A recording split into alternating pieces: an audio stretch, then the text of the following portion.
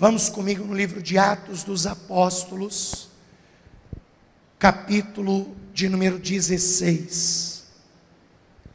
Atos dos Apóstolos, capítulo 16. E nós vamos ler aqui o versículo de número 9. Atos dos Apóstolos, capítulo 16, versículo de número 9. Diz assim: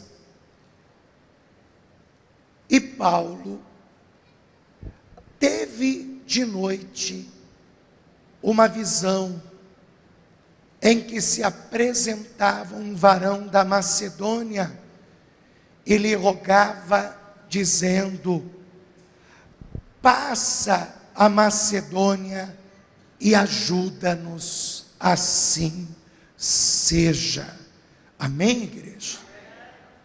Paulo estava na sua cama e ele estava quase adormecendo. Sabe aquele momento que nós estamos naquela fase intermediária entre meio acordado e meio dormindo? Sabe quando a gente está naquele momento entre estar acordado e o sono? Paulo tem uma visão. Ele vê um homem da região da Macedônia.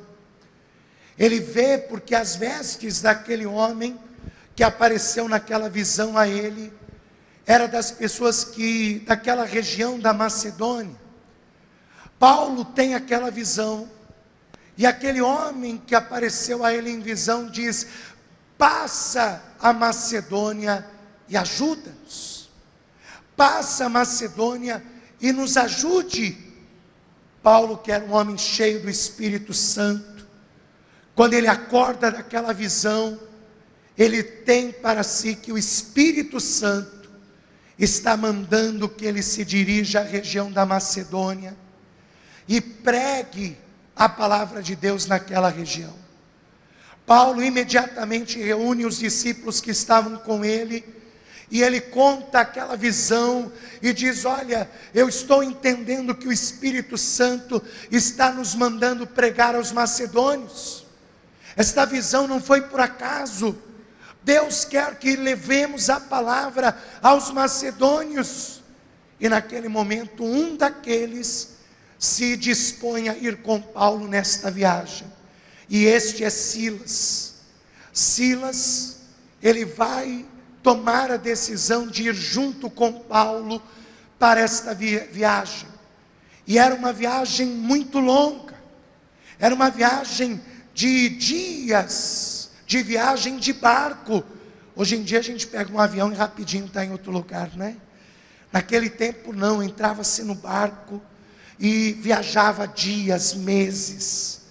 E Paulo sabe que é uma viagem demorada. Paulo sabe que até a Macedônia, de onde ele está, que é Troade, ele tem uma viagem longa pela frente, e não é todos que estão dispostos a ir com ele nesta viagem, mas Silas está disposto a acompanhar Paulo, e Paulo não mede esforços para ir para esta viagem, tanto que diz aqui no versículo 10, e logo depois desta visão, procuramos partir para Macedônia, concluindo que o Senhor nos chamava para lhes anunciarmos o Evangelho.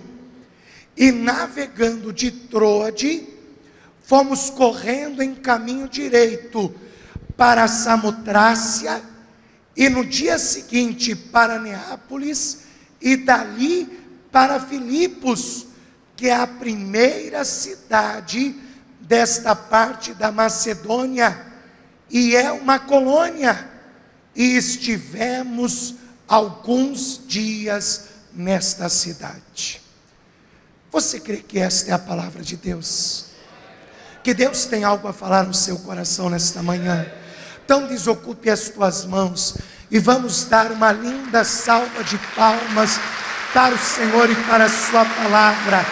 Pai bendito, Deus amado e Deus todo-poderoso, envia a tua palavra com poder e autoridade, e que a tua palavra ela vá e produza o resultado para o qual está sendo enviada, em nome de Jesus.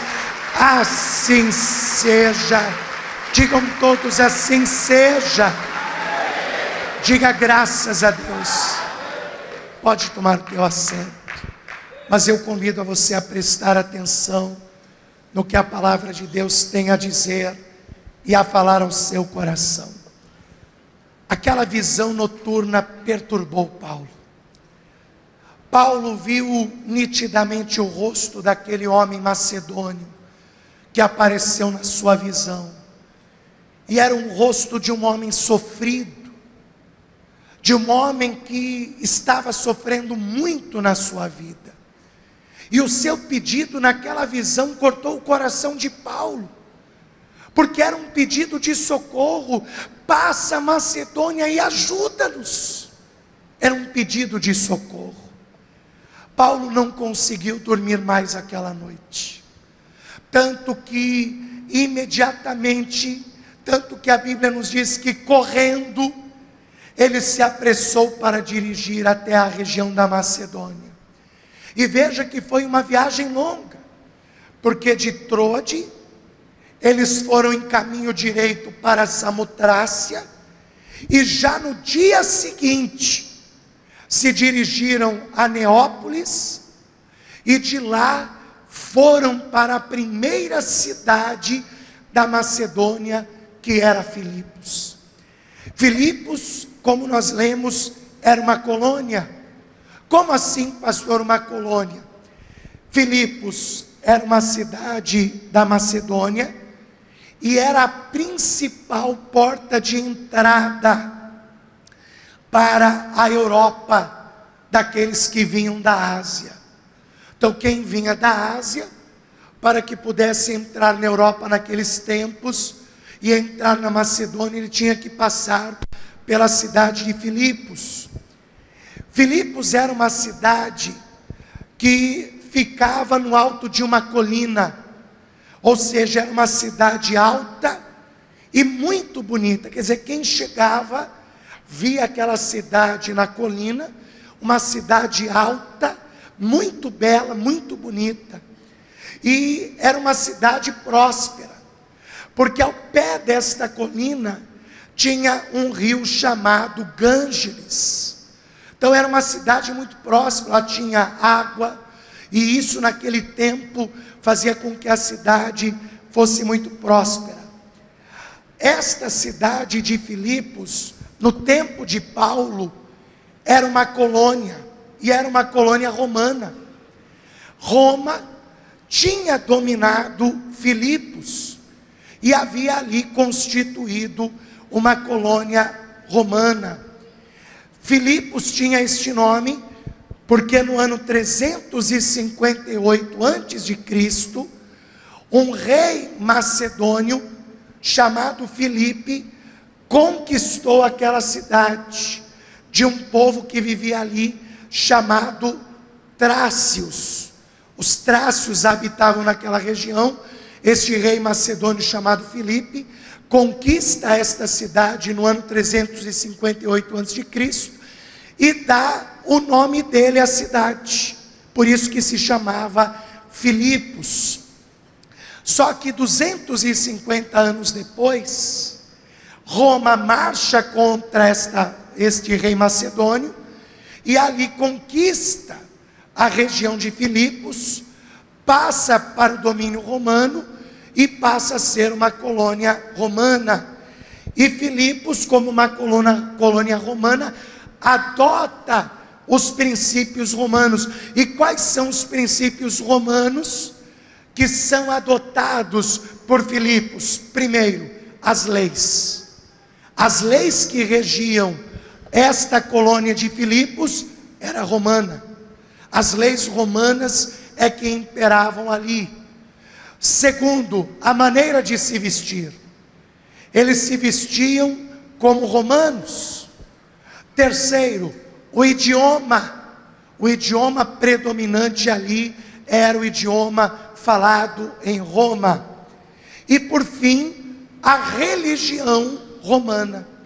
Quer dizer, a religião romana predominava na região de Filipos. E os romanos, eles eram idólatras. Os romanos, eles eram idólatras e eles acreditavam nas seguintes divindades, para você ter uma ideia. Eles acreditavam em Júpiter e Juno. Eles acreditavam que Júpiter era casado com Juno, Júpiter e era casado com uma deusa chamada Juno, considerada a rainha dos deuses. E segundo a mitologia romana, estes dois deuses tiveram um filho chamado Marte. E Marte tinha vários devotos no Império Romano, porque era considerado o deus da guerra. Então os romanos idolatravam Marte, porque eles criam que Marte era o deus da guerra, e eles idolatravam Marte, e eles criam que Marte tinha tido dois filhos, que era Rômulo e Remo, os fundadores do Império Romano. Então, a religião romana era alicerçada neste pensamento. Paulo chega em Filipos, chega naquela região de leis romanas, chega naquela região de costumes romanos, chega naquela região de crença romana, e ele começa a pregar o evangelho ali. Ele chega, se aproxima do rio Gângeles, onde as mulheres ficavam lavando as roupas, e ele começa ali a anunciar a palavra de Deus. As mulheres que estavam ali param, começam a ouvir a pregação de Paulo, e uma mulher chamada Lídia, que era vendedora de púrpura, ela se converte. Ela acredita no que Paulo está dizendo, e ela se converte e leva Paulo e Silas para dentro de sua casa. É a primeira conversão ali. Só que Paulo não está contente ainda. Lembra o homem que ele viu na visão? Ele quer encontrar aquele homem. Algo diz a Paulo que aquele homem existe, e ele habita na região da Macedônia. Paulo todos os dias caminha entre o povo de Filipos, e ele está procurando aquele homem que apareceu em visão lhe dizendo: passa a Macedônia e ajuda-nos. Paulo acorda, caminha pela cidade com Silas, anuncia o evangelho, a multidão vem, ele procura aquele homem, mas não encontra. E aí começa a acontecer uma coisa. Uma mulher que tinha um espírito de adivinhação, sempre que vê Paulo e Silas, ela vem atrás deles e começa a dizer: estes que vos anunciam estas palavras são servos do Deus Altíssimo, são servos do Deus Altíssimo. E ela vem gritando isso atrás de Paulo e Silas. Paulo chega até Silas e fala: Silas, eu escuto aquela mulher e alguma coisa não me dá paz no meu coração. Ela fala, é verdade o que ela está dizendo, nós somos servos do Deus Altíssimo, mas eu não sei, alguma coisa está errada, alguma coisa não se encaixa. Paulo, fica na tua. A gente está aqui, os costumes deles são outros, as crenças deles são outras, não se mete nessa questão, Paulo, fica na sua. Tá bom, Silas, eu vou me conter, eu vou me aguentar. Aí no dia seguinte a mulher de novo, Paulo procurando o homem, e ele não encontra, e a mulher de novo: estes que vos anunciam estas palavras são servos do Deus Altíssimo. Silas, eu não estou aguentando, alguma coisa aqui dentro está me dizendo que isso não é de Deus. Eu não sei, às vezes não acontece situações que você sente lá dentro, que não é de Deus aquilo. Você parte e fala: puxa, mas eu não sei, não estou sentindo. Paulo não sentia que aquele espírito era de Deus. Ele se continha, porque ele está em Roma, os costumes são romanos, as crenças são romanas. E ele tem que se aguentar ali. E Silas está lá: Paulo, não vai me fazer nada, pelo amor de Deus. Olha só, isso daqui é um barril de pólvora, não faz nada. Aí no terceiro dia, eles estão andando e a mulher vem de novo: estes que vos anunciam essas palavras são servos do Deus Altíssimo. A hora que essa mulher disse isso, Paulo vira, aponta o dedo, diz: espírito de adivinhação, sai dela. Na hora que ele disse isso, a mulher parou e não conseguia adivinhar mais nada. A mulher parou de falar, ficou muda e saiu correndo e foi até os seus senhores. E os seus senhores lucravam muito com ela por causa das suas adivinhações. Só que a mulher não adivinha mais nada. Ela não consegue adivinhar mais nada. Aquele espírito de adivinhação saiu da vida dela, não está mais nela. Os seus senhores, quando viram isso, perguntaram: como que isso aconteceu? Foi aquele estrangeiro ali, aquele estrangeiro. Ele olhou para mim e disse: espírito de adivinhação, sai dela. E saiu. E eu não consigo adivinhar mais nada. Eu não consigo adivinhar mais nada. E aqueles homens começaram a entrar no meio da multidão, ouvindo o que Paulo e Silas pregavam, o que ele falava. E eles começaram a ouvir e pensar: isso daí não é bom para os nossos negócios. Isso daí não é bom para os nossos negócios. Essa palavra de salvação, Jesus, vida eterna, isso não é bom para os nossos negócios. O povo vai deixar de vir atrás de nós para ir atrás desse homem, desta palavra, deste dito de salvação, deste Jesus que ele anuncia. Nós já ouvimos dizer que lá em Jerusalém eles estão fazendo uma revolução, estão ali revolucionando, milhares estão se convertendo a essa religião, e eles querem fazer o mesmo aqui. Não vamos deixar. Foram aos principais e disseram: olha, esses homens estão pervertendo a nossa crença. Eles estão dizendo que Rômulo e Remo não são os deuses maiorais dos romanos. Estão dizendo que é um tal de Jesus. Estão dizendo que é um tal de Cristo. Olha, eles estão pervertendo a nossa crença. E aí os magistrados pegaram Paulo e Silas, açoitaram eles, bateram neles. Se eu imagino Silas olhando: está vendo aí, Paulo, olha o que você foi fazer.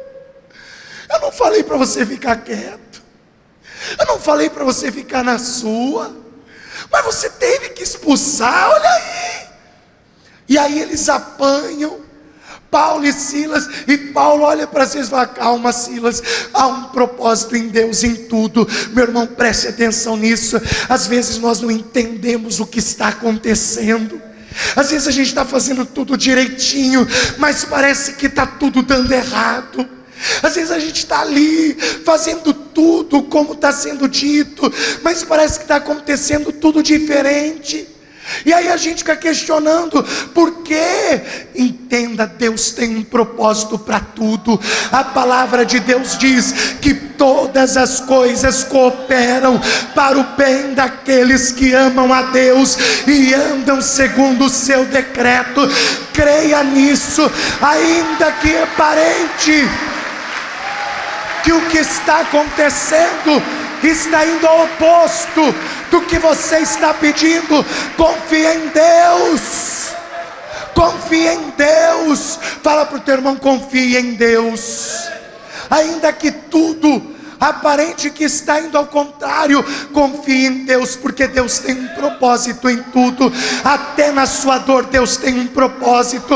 E uma coisa eu te garanto: a dor de hoje é para grandes conquistas amanhã, em nome de Jesus Cristo. Vamos aplaudir o Senhor. Silas, cadê o meu Silas? Oh, vem cá, meu Silas, vem cá, meu Silas, vem cá, vem cá. Então os soldados romanos, dá o braço aqui, meu Silas. Estão lá os soldados romanos carregando Paulo e Silas. Vai reclamando, aí vai reclamando. Você não devia fazer isso. Você não devia fazer isso, pastor, não devia fazer isso. Você precisa interpretar melhor, meu filho. Põe Põe ânimo aí. não devia fazer isso, poxa, se você não falasse nada, não acontecia isso agora, poxa, olha aí. O chicote nas costas. Ai. Mas calma, Silas, Deus tem um propósito. Deus tem um propósito em tudo. E eles vão subindo a colina, e lá em cima tem uma prisão, encerrada, fechada, prisão de segurança máxima. Paulo e Silas estão lá. Silas se lamenta. O Silas está se lamentando. O Paulo não. Deus tem um propósito. Silas, calma. E eles estão subindo a colina. Aí os soldados batem na porta da prisão. Pau, pau. Na hora que batem na porta da prisão, a porta se abre. E aí sai um homem com um semblante triste de dentro daquela prisão. O homem abatido abre a porta, pálido, porque naquele tempo os grandes soldados renomados tinham a chance de serem os carcereiros das prisões romanas. Tinham que ser homens de extrema confiança. Só que eles pagavam um preço para isso. Eles tinham que morar dentro da prisão. Eles tinham que ficar ali 24 horas vigiando os presos. Eles não saíam. Eles não tinham uma vida. Um carcereiro hoje passa um tempo na prisão e vai embora para casa. Naquele tempo não. O carcereiro ficava encarcerado com os presos. Veja, era um homem livre, só que aprisionado. Você acha que era Paulo e Silas que estava preso? Aquele carcereiro também estava preso. Ele também estava preso ali. Estava Paulo e Silas sendo levado. Quando Paulo vê aquele homem, Paulo dá um sorriso. Silas não entende por quê. Aí Paulo começa a cutucar ele. Silas, é ele quem, Paulo? Fala ele. É ele. Não, é ele quem? Jesus. É ele quem? Você tem que falar, é ele quem? Ele quem é? Fui eu que tive a visão. Você não viu? É ele quem, sim? É ele, o homem da minha visão. Aí o Paulo entra, aquele homem não entende nada, que o Paulo está assim para ele. Está entrando, e o Paulo, é ele, é o homem da minha visão, é o homem que eu vi, meu irmão. Você está entendendo que Deus tem um propósito em tudo? Deus tem um propósito em tudo. O único jeito de Paulo chegar até esse homem era entrando dentro da cadeia, era entrando dentro da prisão. Às vezes o único jeito para salvar a tua família é descendo ao mais profundo abismo, para resgatar o teu filho, a tua filha, e levá-lo ao mais alto céu, em nome de Jesus Cristo. Obrigado, filho. É ele, é o homem. O Silas está lá, cheio de dor, bofetada, e o Paulo está rindo, feliz da vida. É ele, é o homem da minha visão, é o homem que eu vi. Aí Paulo é levado junto com Silas ao ponto mais baixo da prisão. Ele foi lá para o calabouço, onde os prisioneiros de segurança máxima ficavam. Desceu com ele e Silas até o local mais baixo da prisão. Chegou ali o carcereiro, acorrenta Paulo e Silas num tronco. Veja só, é segurança máxima. Eles não estão só dentro de uma cela, eles estão presos pelos pés num tronco. Tem como sair de lá? Aparentemente não. Aparentemente não tem mais chance de Paulo e Silas saírem de lá. Não tem mais como Paulo e Silas serem livres daquela situação. Tanto que a palavra diz, veja aqui comigo, Atos capítulo 16, versículo de número 23. E havendo-lhes dado muitos açoites, os lançaram na prisão, mandando ao carcereiro que os guardasse com segurança, o qual, tendo recebido tal ordem, os lançou no cárcere interior, e lhes segurou os pés no tronco. E perto da meia-noite, Paulo e Silas faziam o que, igreja? Oravam e cantavam hinos. Está vendo por que a gente tem que clamar meia-noite? Paulo e Silas estavam orando e clamando e louvando perto da meia-noite. Olha por que nós temos que orar 50 meias-noites.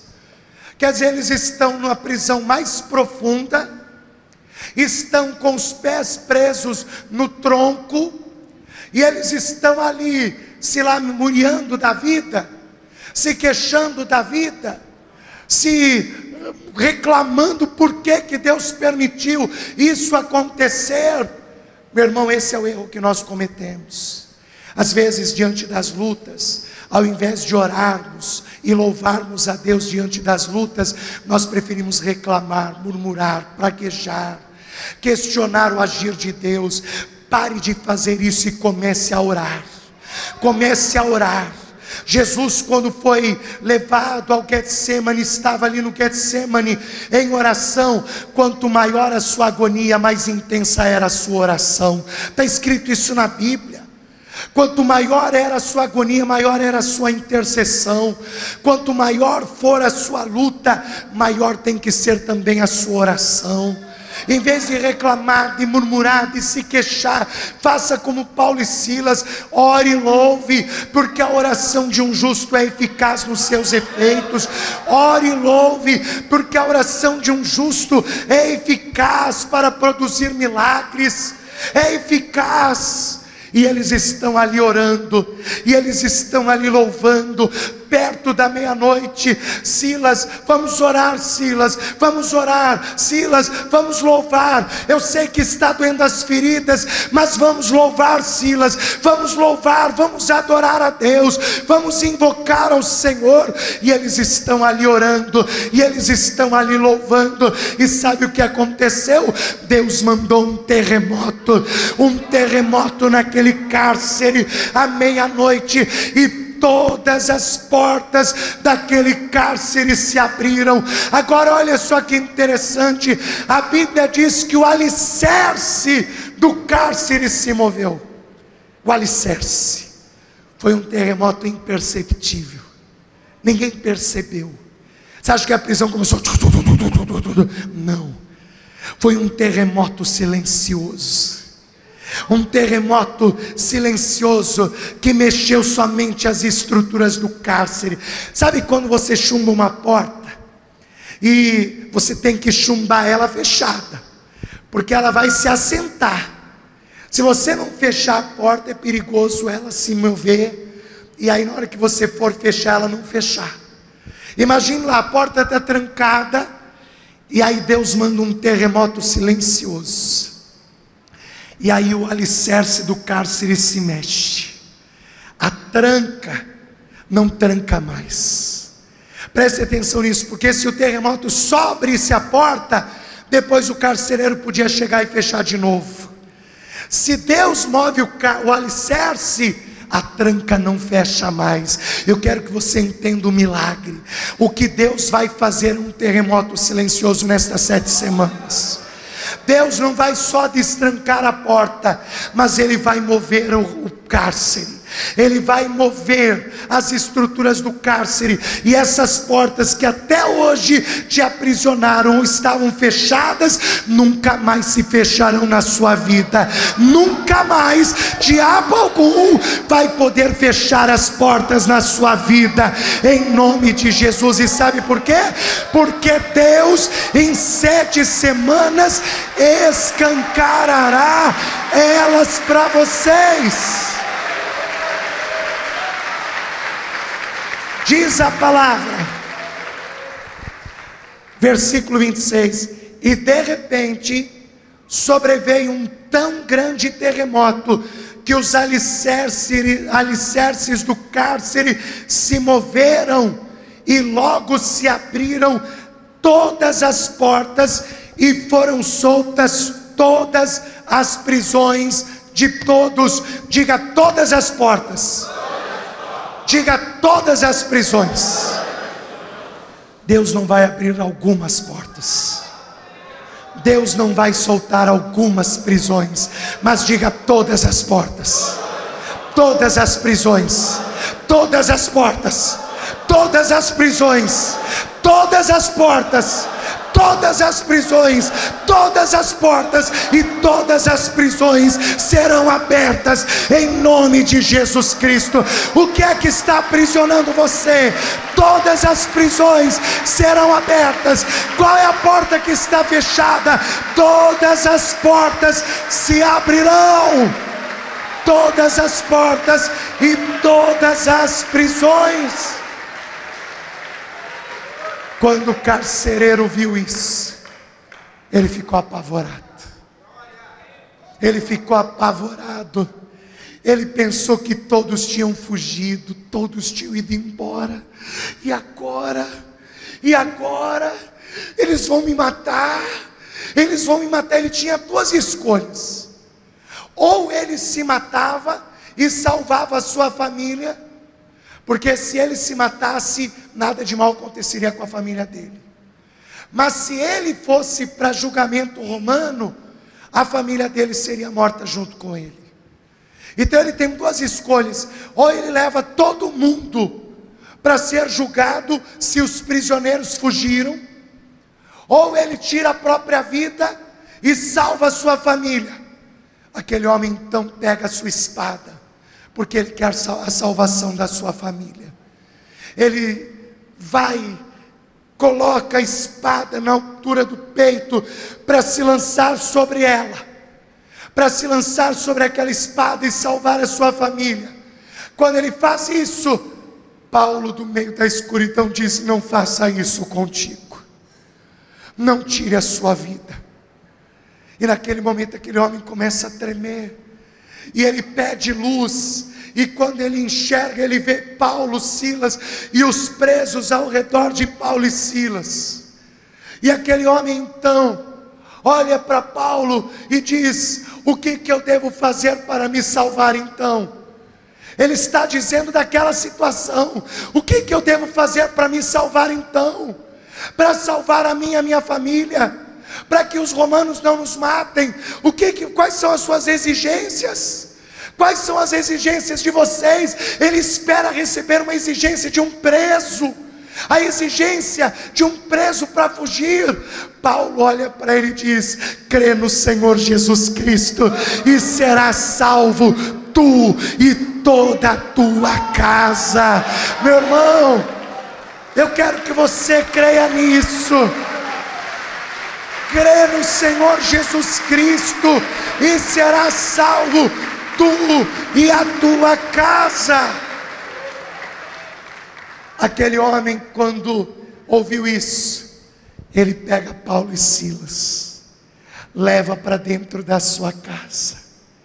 Paulo e Silas fala para ele sobre a salvação, sobre a palavra de salvação. A família daquele homem escuta.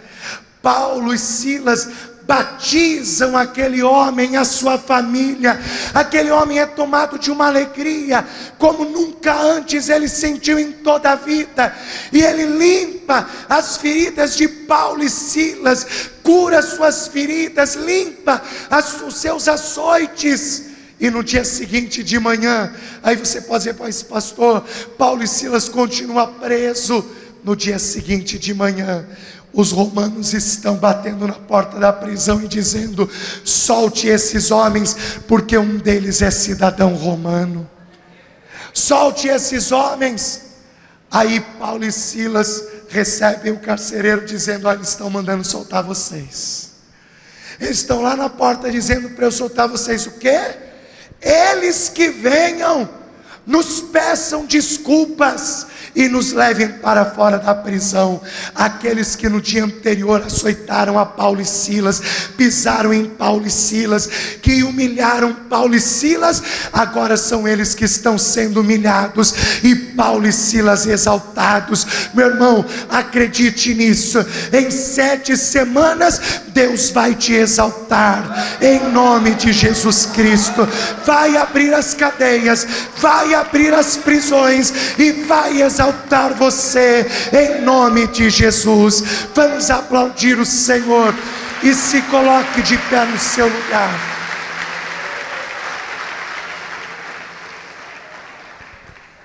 Fique de pé. Então, levando-os à sua casa, lhes pôs a mesa, e na sua crença em Deus, alegrou-se com toda a sua casa.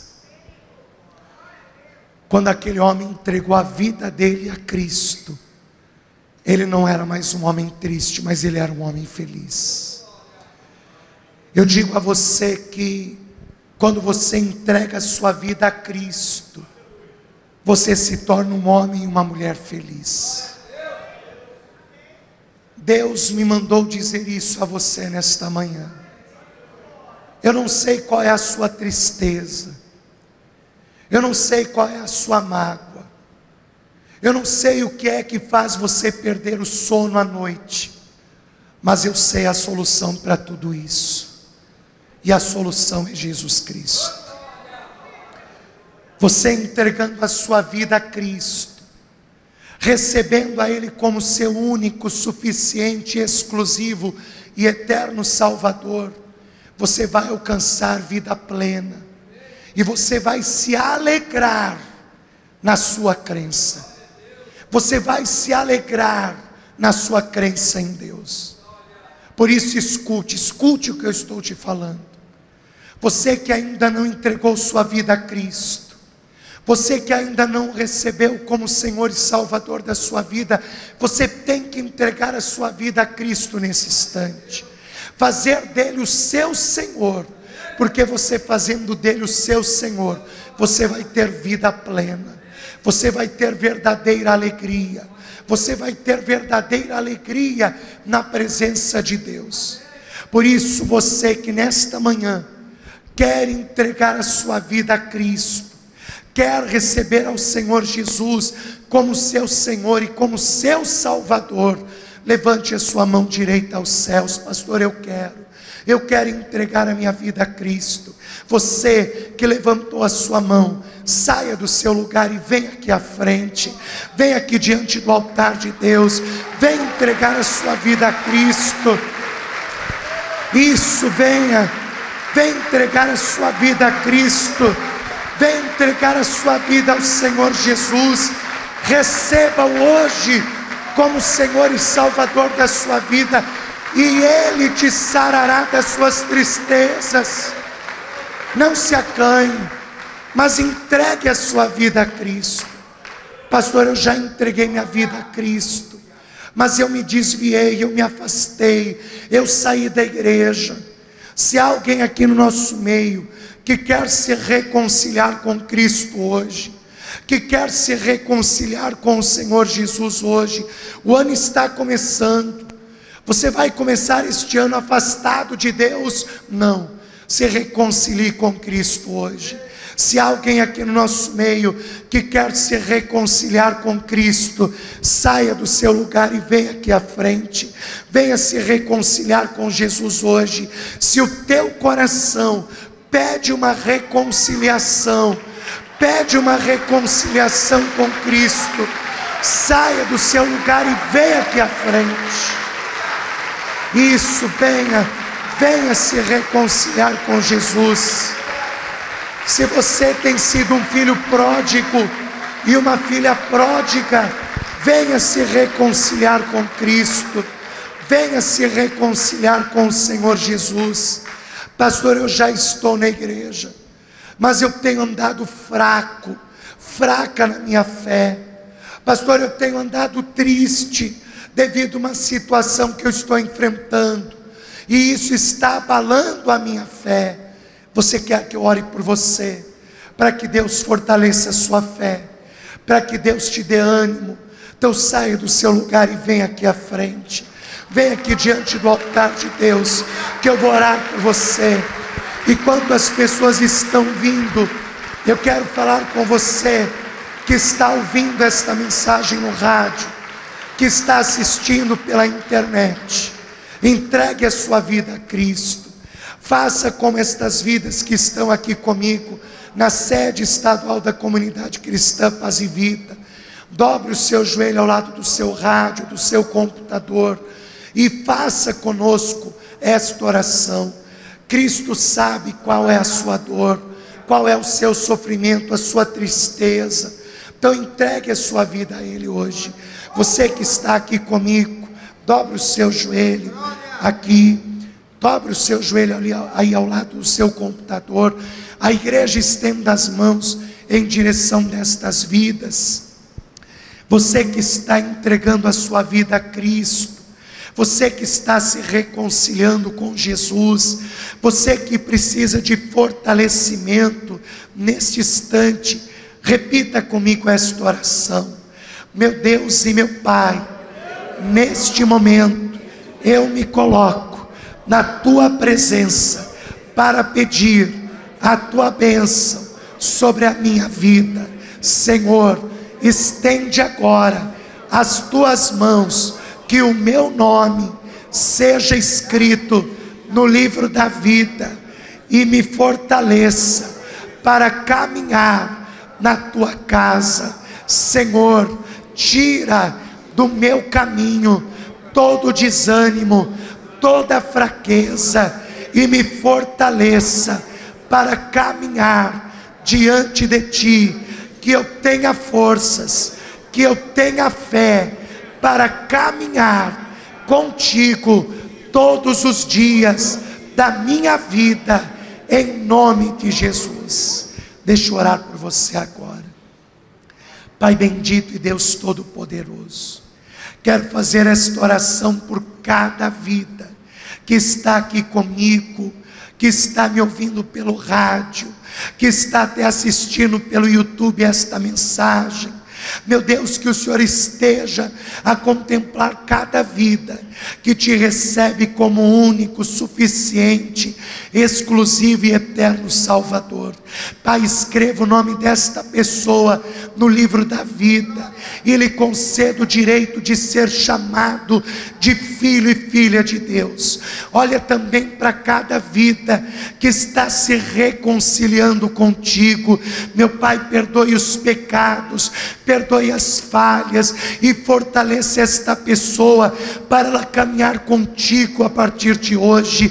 Meu Deus, reconcilia ela contigo, que ela sinta novamente a alegria da salvação e da vida eterna. Meu Deus, estende as tuas mãos sobre este teu filho, esta tua filha, que já está na tua casa, mas precisa ser fortalecido e fortalecida. Meu Deus, tira esta fraqueza, tira este desânimo, levanta o que está caído, fortalece o que está fraco. Meu Pai, que esta pessoa seja edificada e abençoada pelo seu poder.